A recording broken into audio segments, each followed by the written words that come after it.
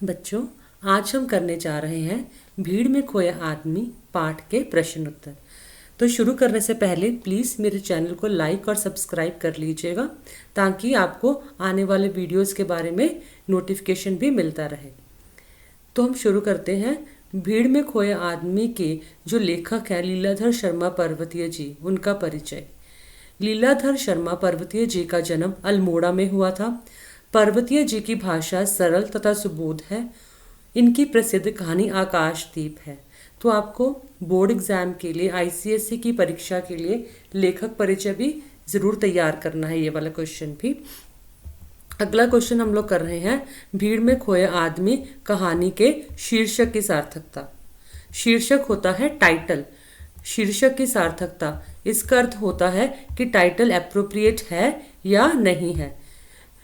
भीड़ में खोया आदमी शीर्षक सर्वथा सार्थक व उचित है, सही है। उचित का होता है सही, योग्य, समीचीन। जिस प्रकार जनसंख्या में वृद्धि हो रही है उसी प्रकार जीवन में कठिनाइयाँ, प्रॉब्लम्स भी बढ़ती जा रही हैं। जिस प्रकार श्यामला कांत के परिवार की स्थिति अर्थात मतलब सिचुएशन है, वही आज के समय में प्रत्येक मध्यवर्गीय मिडिल क्लास फैमिली की सिचुएशन है, जो कि बहुत दयनीय है। तो उन्होंने जो लिखा है, जो शीर्षक दिया है, शीर्षक बिल्कुल सही है।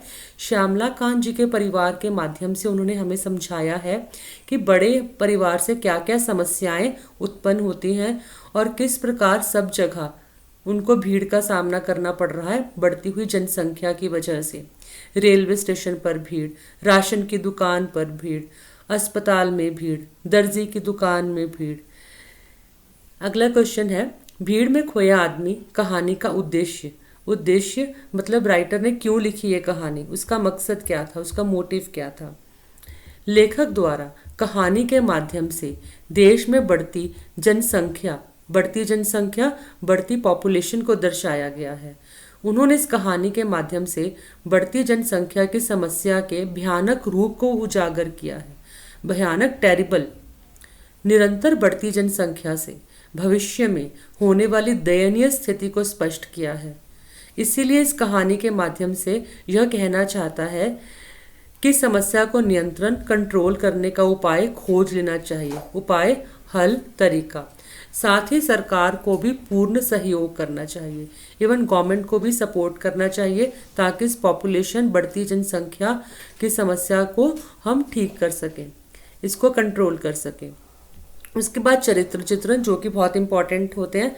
आपको 3-3 पॉइंट 3 नंबर के हिसाब से, 3 नंबर का अगर क्वेश्चन पूछा जाता है उस हिसाब से आपको लिखना है। श्यामला कांत जी का चरित्र चित्रण।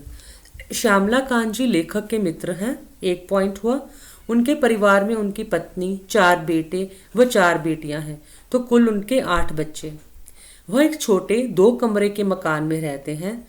उनकी पत्नी बीमार रहती है।